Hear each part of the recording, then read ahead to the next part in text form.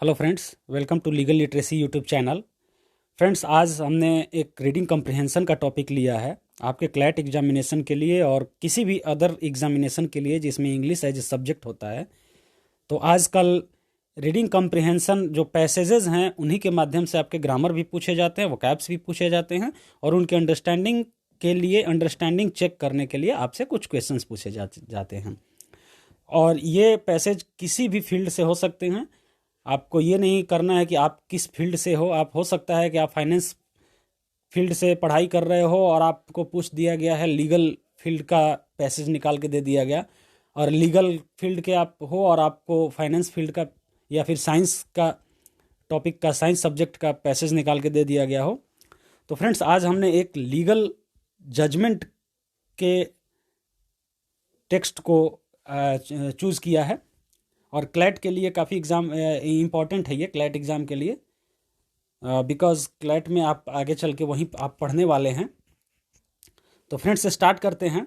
तो सबसे पहले हम स्टार्ट करते हैं, एक ओवरव्यू आपको मैं देता हूँ। एक आपको क्वेश्चन को, जैसे पैसेज को, कम्प्रिहेंशन को रीड करने का एक तरीका होता है कि उसके क्वेश्चंस को आप पहले पढ़ लें, क्वेश्चंस आपके दिमाग में आ जाएं, और ताकि आप जब पैसेज को रीड करें, पैसेज को पढ़ें, तो आपके दिमाग में क्वेश्चंस पहले से बने रहें और क्वेश्चंस का आंसर जैसे ही आपको मिलता है या उससे रिलेटेड, तो उस पर आप फोकस कर पाएँ।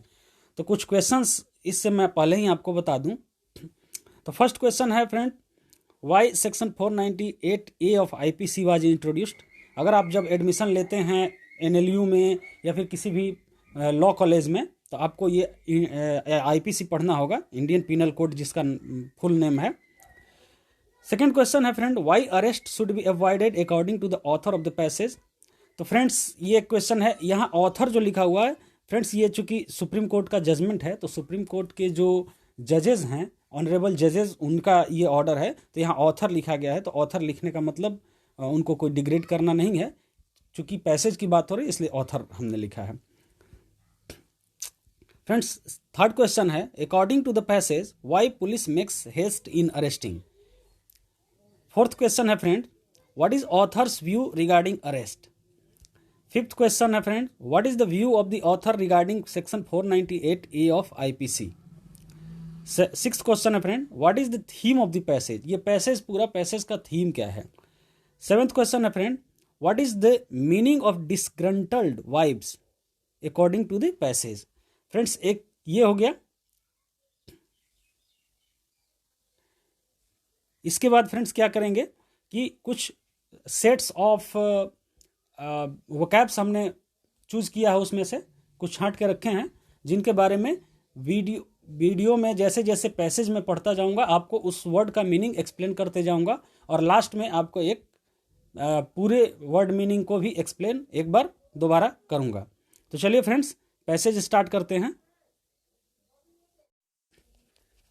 फ्रेंड्स, पैसेज स्टार्ट करते हैं, पैसेज पढ़ना स्टार्ट करते हैं। आप मेरे साथ पढ़ेंगे और मैं बीच बीच में आपको वर्ड मीनिंग्स बताते जाऊंगा।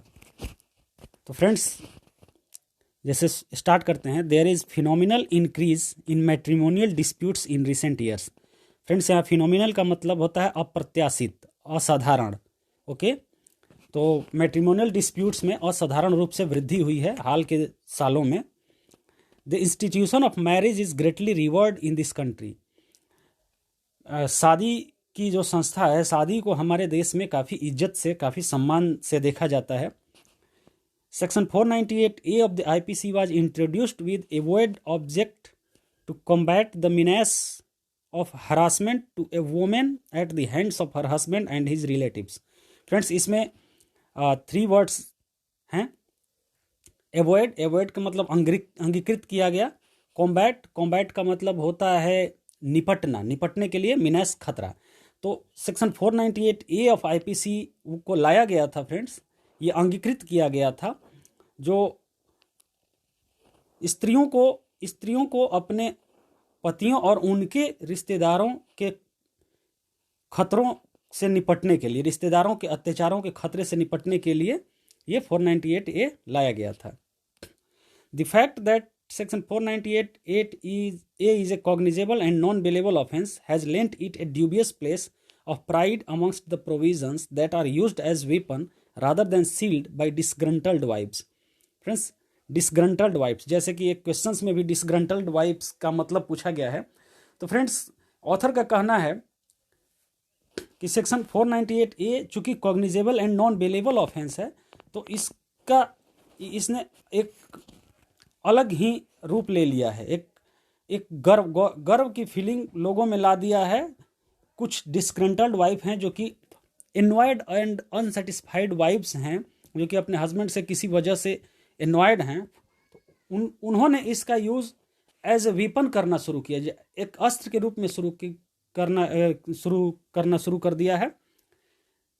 रादर देन सील्ड, एक सील्ड होता है, सील्ड मतलब हमारे लिए एक ढाल है, हमें बचाने का हथियार है, और अब इसको आप किसी को मारने का हथियार बना के यूज करना शुरू कर दिए। The simplest way to harass is to get the husband and his relatives arrested under this provision. ये एक बहुत ही आसान सा तरीका है हस्बैंड और उसके रिलेटिव को हरास करने का, कि उनको इस प्रोविजन के अंडर अरेस्ट करा दो। In a quite number of cases, bedridden grandfathers and grandmothers of the husband, their sisters living abroad for decades are arrested. इसमें कंसर्न ये है कि कई सारे ऐसे केसेस होते हैं जिसमें कि ग्रैंड फादर्स जो कि बेड रिडेन है, खाट पे पड़े हुए हैं, बेड पे पड़े हुए हैं, जो कि चल फिर नहीं सकते, grandmothers of the husband and उनकी ऐसी बहनें जो कि दशकों से विदेशों में रह रही हैं, उनको भी अरेस्ट कराया जा चुका है।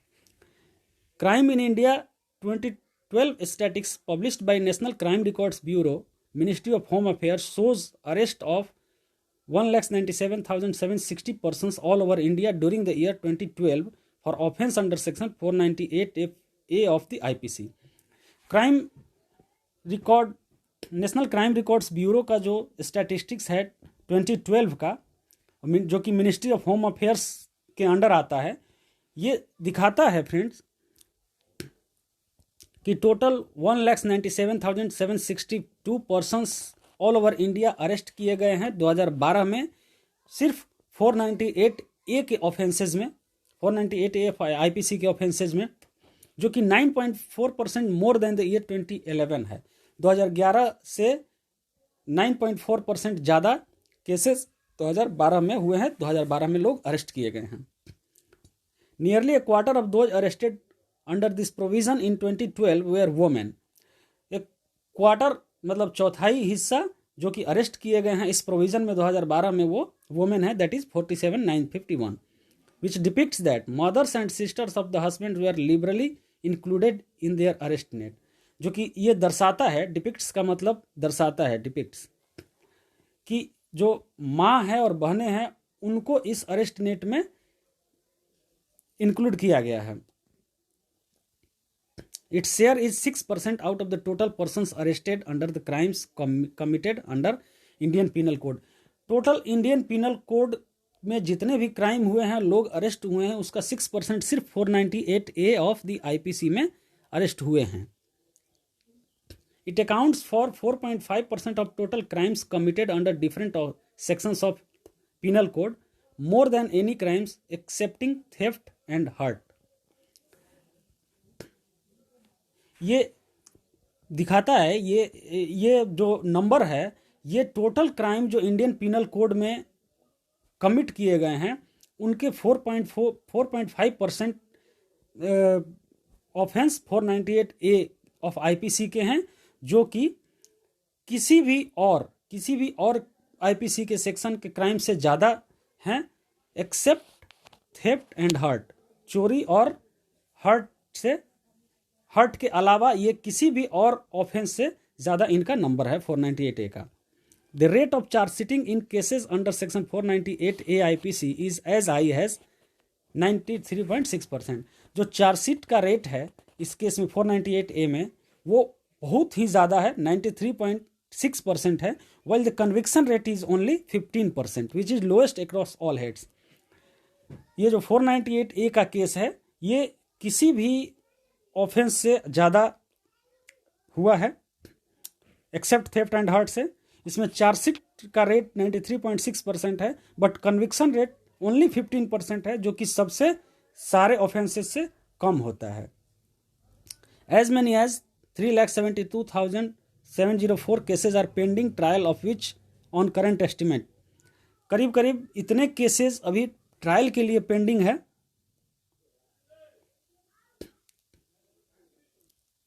Nearly 3,17,000 are likely to result in acquittal, जिसमें से कि 3,17,000 जो केसेज हैं वो लग रहा है कि वो एक्विटल, उनका एक्विटल होगा, मतलब उन पे दोष सिद्धि नहीं होगी, कन्विक्शन नहीं होगा।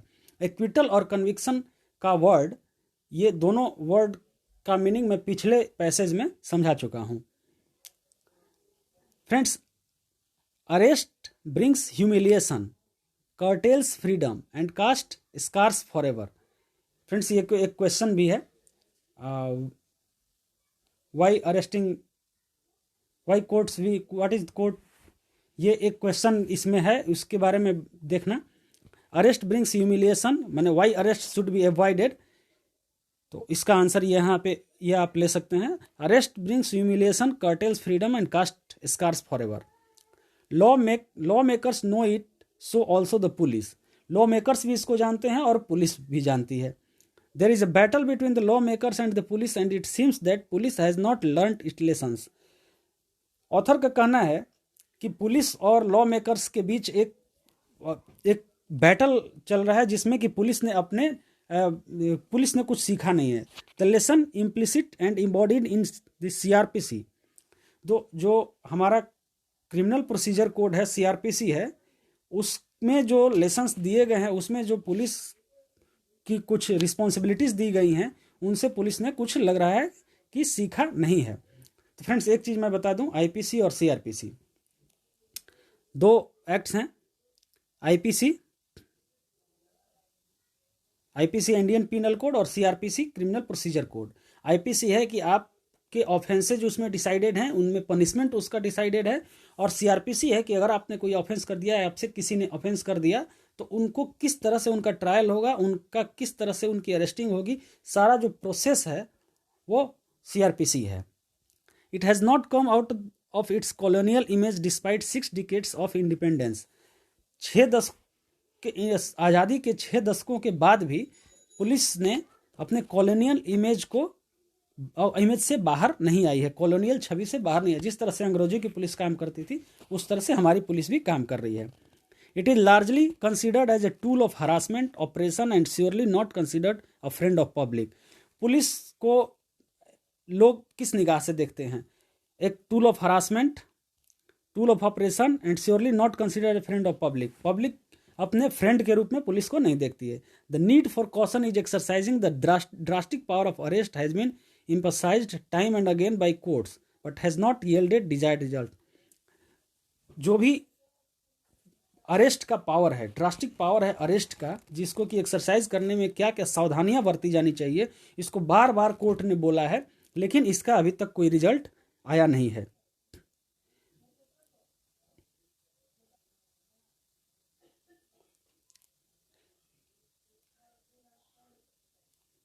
Power to arrest generally contributes to its arrogance, so also the failure of magistracy to check it। Power of arrest जो है, एक पुलिस के एंड से एरोगेंस दिखाता है। Not only this, the power of arrest is one of the lucrative sources of the police corruption. Court के हिसाब से, ऑथर के हिसाब से, कि पावर ऑफ अरेस्ट जो है पुलिस ऑफिसर्स के लिए एक lucrative source of police corruption है। ल्यूक्रेटिव मतलब बहुत ही लाभकारी। ये वर्ड भी आप याद रखना, इसमें इसका भी कभी भी पूछा जा सकता है, किसी भी एग्जाम में पूछा जा सकता है वो कैप्स में। The attitude to arrest first and then proceed with the rest is despicable. Despicable एक वर्ड है। ये एटीट्यूड कि पहले अरेस्ट करो, उसके बाद प्रोसीड करो, उसके बाद आगे की कार्रवाई करो, ये काफ़ी घृणित है कोर्ट की नज़र में। It has become a handy tool to the police officers who lack sensitivity और एक्ट विद ऑब्लिक मोटिव। ये पुलिस ऑफिसर के लिए एक हथियार बन गया है, उन पुलिस ऑफिसर के लिए जिनके पास सेंसिटिविटी की कमी है, जो असंवेदनशील हैं और कुछ ऑब्लिक मोटिव से काम करते हैं, कुछ गलत नियत से काम करते हैं। Law commissions, police commissions and this court in large number of judgments emphasized the need to maintain a balance between individual liberty and societal order while exercising the power of arrest। कई बार law commission भी, police commission भी और ये court भी कई सारे judgement में इस बात को एम्फसाइज कर दिए, इस ज़रूरत को एम्फसाइज किया। एम्फसाइज मतलब जोर देना, एम्फसाइज मतलब जोर देकर बताना। कई बार बताया है कि इंडिविजुअल लिबर्टी और सोसाइटल ऑर्डर में बैलेंस करने के लिए पुलिस को जो पावर ऑफ अरेस्ट को किस तरह से एक्सरसाइज करना चाहिए। Police officer makes arrest as they believe that they possess the power to do so. ठीक है, पुलिस ऑफिसर क्यों अरेस्ट करते हैं? क्योंकि उनको विश्वास होता है कि उनके पास पावर है अरेस्ट करने का।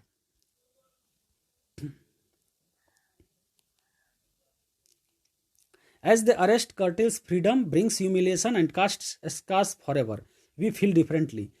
जैसे कि अरेस्ट एक आज़ादी को छीनता है, ह्यूमिलेट करता है लोगों को, और एक दाग पूरी जिंदगी के लिए एक दाग लगा देता है। तो इस वजह से हम कुछ अलग सोचते हैं। We believe that no arrest should be made only because the offence is non bailable and cognizable. सिर्फ इसलिए अरेस्ट नहीं होना चाहिए कि जो ऑफेंस है वो कॉग्निजेबल है एंड नॉन बेलेबल है।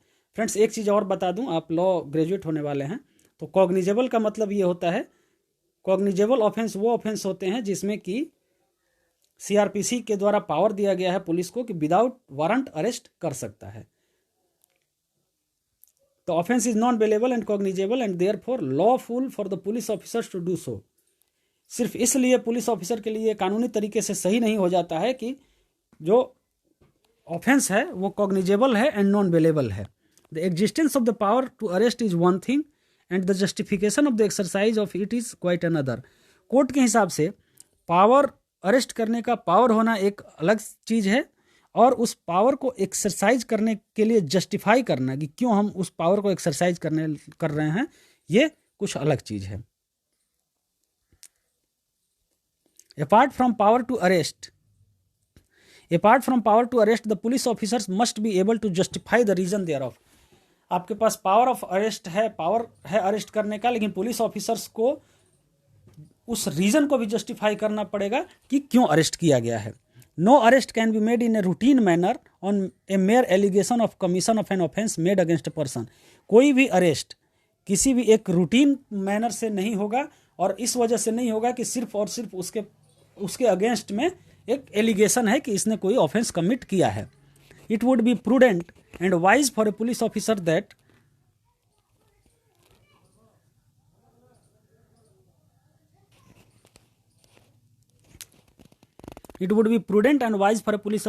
no arrest is made without a reasonable satisfaction reached after some investigation as to the genuineness of the allegation। ये बुद्धिमता पूर्ण पुलिस ऑफिसर के लिए होगा कि वो तब तक अरेस्ट ना करे विदाउट रीजनेबल सेटिस्फैक्शन रीच्ड। अब वो रीच्ड कहाँ से? After some investigation as to the genuineness of allegation. Allegation का जेन्युइननेस हो, उसको पहले इन्वेस्टिगेट करे, इन्वेस्टिगेट करने के बाद एक रीजनेबल सेटिस्फैक्शन पे पहुंचे कि अरेस्ट करना कंपलसरी है, नेसेसरी है, तब अरेस्ट करे। और उसके पहले अरेस्ट ना करना पुलिस ऑफिसर के लिए एक बुद्धिमानीपूर्ण निर्णय होगा। डिस्पाइट दिस लीगल पोजीशन, इसके बावजूद the legislature did not find any improvement. Legislature में भी कोई इंप्रूवमेंट नहीं हुआ। Numbers of arrest have been decreased, ultimately the parliament had to intervene, and the recommendation of 177th report of law commission submitted in the year 2001, section 41 of the code of criminal procedure code in the present form came to be enacted। Finally, section 41 of the code of criminal procedure अभी के रूप में amendment के बाद enact हुआ है, जिसमें कि बहुत सारे प्रोसीजर दिए गए हैं कि प्रोसीजर रिगार्डिंग अरेस्ट कैसे किया जा सकता है, अरेस्ट कब किया जा सकता है, इसके रिगार्डिंग प्रोसीजर दिया गया है। It is interesting to note that such recommendation was made by the law commission in its 152nd and 154th report submitted as back in the year 1994। देखो 1994 में रिपोर्ट दिया गया और 2001 में ये इनेक्टमेंट हुआ। The value of the proportionality permits the amendment relating to arrest. जो proportionality है, वैल्यू ऑफ प्रोपोर्शनैलिटी, ये अमेंडमेंट में दिया गया है, अमेंडमेंट में उसको डाला गया है अरेस्ट करने के लिए। As the offence with which we are concerned in the present appeal provides for a maximum punishment of imprisonment which may extend to 7 years and fine. जहाँ तक हम इस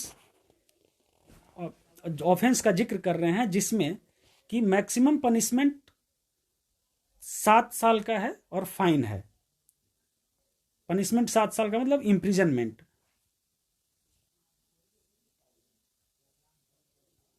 ठीक है फ्रेंड्स, ये आपका पैसेज कंप्लीट हो गया।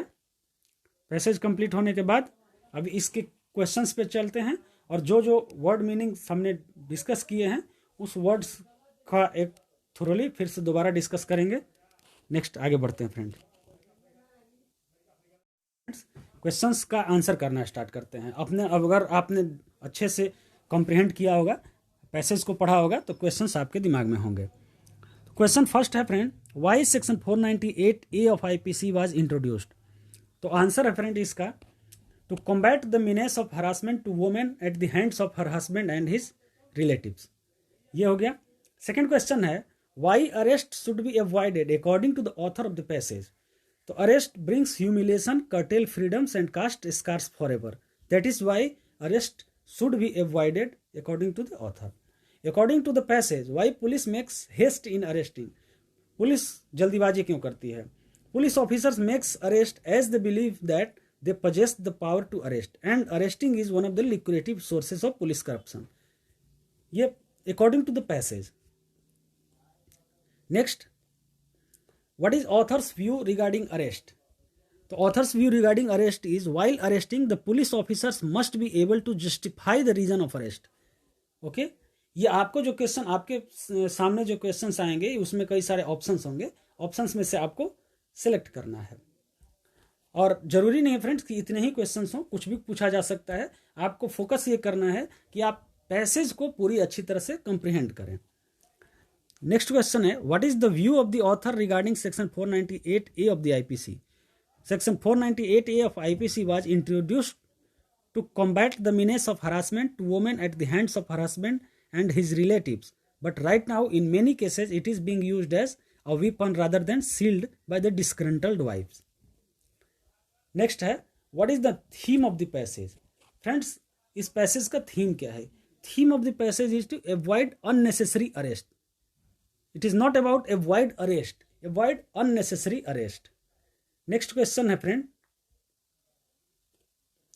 What is the meaning of disgruntled wifes according to the passage. तो unhappy and envied wifes. Next आते हैं फ्रेंड, इसमें और भी बहुत सारे क्वेश्चंस बन सकते हैं, आप अपने हिसाब से देखना। नेक्स्ट है फ्रेंड्स वोकैब्स, ये VI हो गया है, ये VO होना चाहिए, वोकैब्स।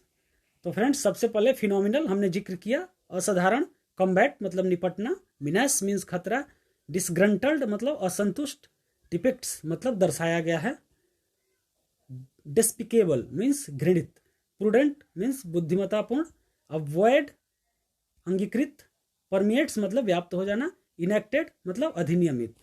फ्रेंड्स ये आपका रीडिंग कम्प्रहेंशन था जो कि आपके कई सारे एग्जाम्स में इसका यूज होगा, जैसे क्लैट में तो होगा ही होगा, SSC में होगा, कैट में होगा, MBA के मैट में होगा, बहुत सारे एग्जाम्स में इसका यूज होगा। तो फ्रेंड्स ये आज का इंग्लिश क्लास था, रीडिंग कम्प्रहेंशन। फ्रेंड्स अगर अच्छा लगा हो तो लाइक करें, शेयर करें एंड सब्सक्राइब करें। धन्यवाद।